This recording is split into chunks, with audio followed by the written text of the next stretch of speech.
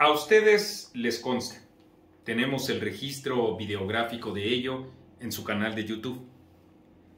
En Etcétera advertimos el 31 de diciembre del año pasado, apenas hace 3 meses y un par de días, que el gobierno federal había triplicado sus recursos humanos y financieros para tratar de recuperar la conversación perdida en las redes sociales, en particular en Twitter, y afianzar o fortalecer la presencia que todavía tiene importante en Facebook.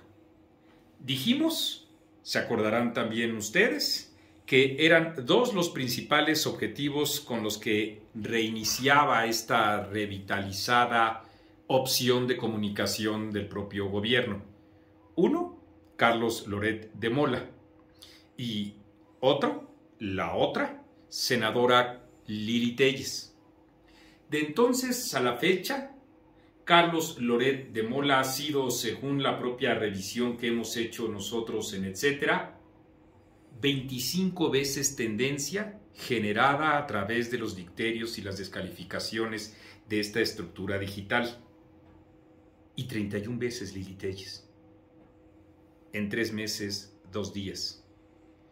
Con, en promedio, 8 bots, es decir, usuarios que no son usuarios, sino robots.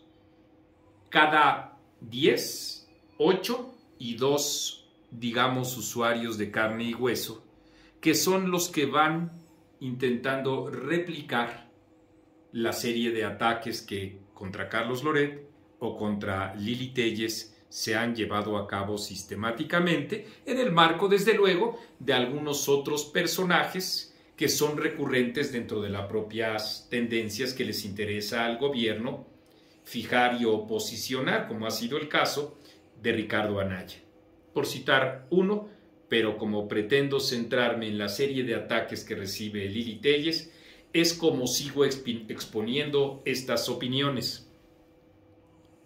Hay dentro de esta estructura que comanda Epigmenio Ibarra, junto con otros, digamos, grupos o cuartos de guerra que también financia el propio gobierno federal, una estructura piramidal en donde funcionan voceros oficiales, por ejemplo, Genaro Villamil, que entre otras encomiendas, además de siempre estar repitiendo lo que dice el presidente de la República y defendiéndolo, así como teniendo algunos escarceos con tuiteros que critican al gobierno, tiene como encomienda, fustigar a la senadora Lili Téllez.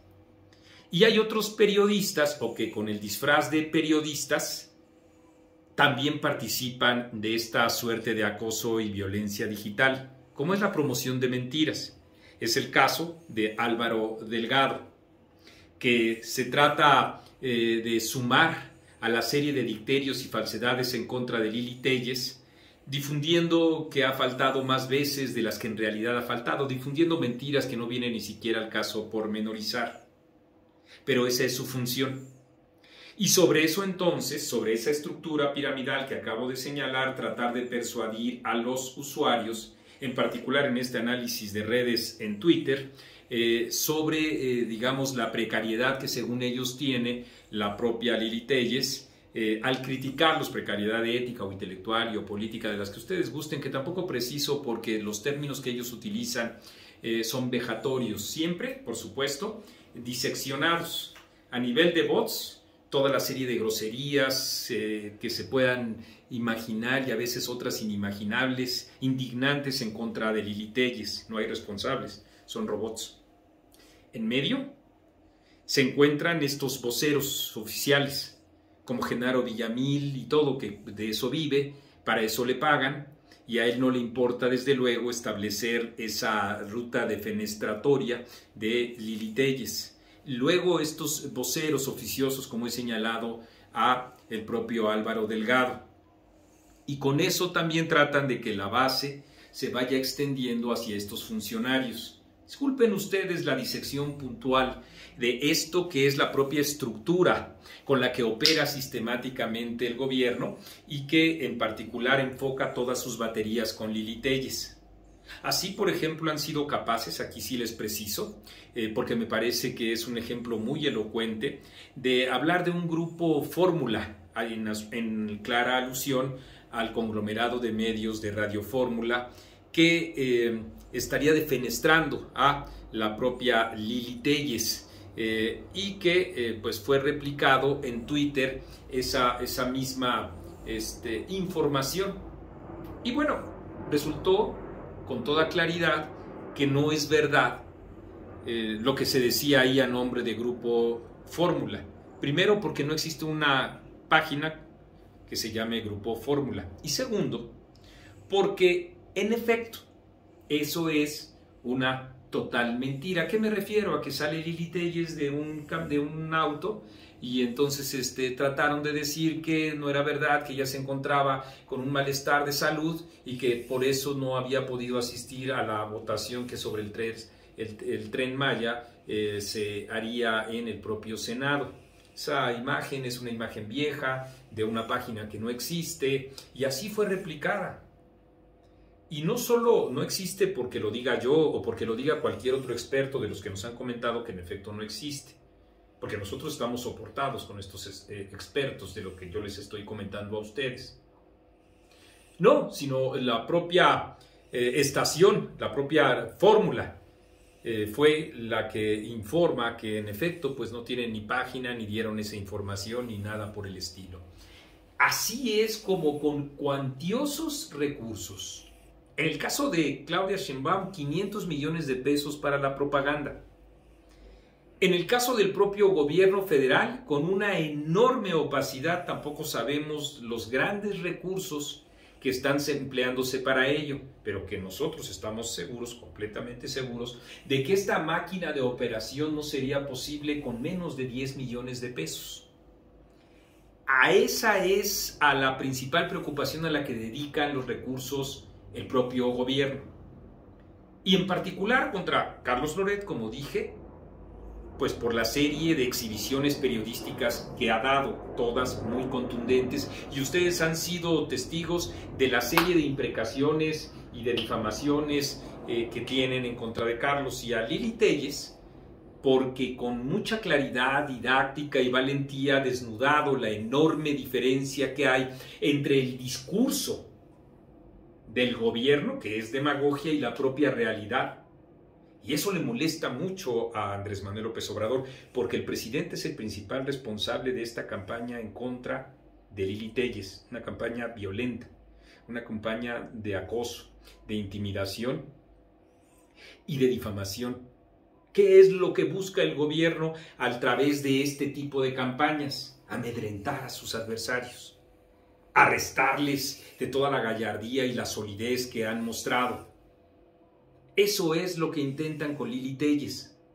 Lo que ellos no entienden es que, desde luego, que más allá de la probidad y de la solidez emocional y de las convicciones que tenga la propia senadora, muchísimos mexicanos se han identificado con su valentía, con la claridad con la que habla, con la exposición que ha hecho de los propios seguidores de Andrés Manuel López Obrador, tanto los que tienen carne y hueso como los robots que en ningún caso piensan, como del propio presidente de la República, que ha rehuido a un intercambio público con ella, más aún, que ha temido, porque eso es lo que hacen los cobardes, porque siendo el presidente de la República el principal responsable de esta serie de ataques, es un acto de cobardía.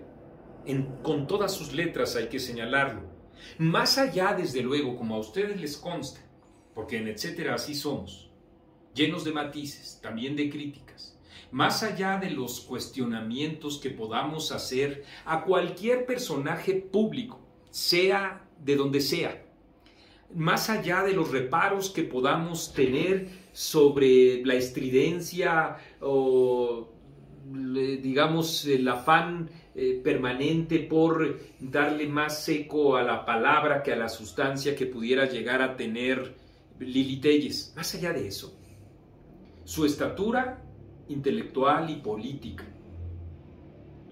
su convicción, vamos, el reconocimiento del propio error que tuvieron 30 millones de mexicanos que han ido reconociendo su error, intelectuales, políticos, artistas y todo ello, no dan muestra de una inconsistencia, sino de la honradez que implica que los seres humanos somos la construcción de la serie sucesiva de errores y advertimos que esos errores son la oportunidad para crecer.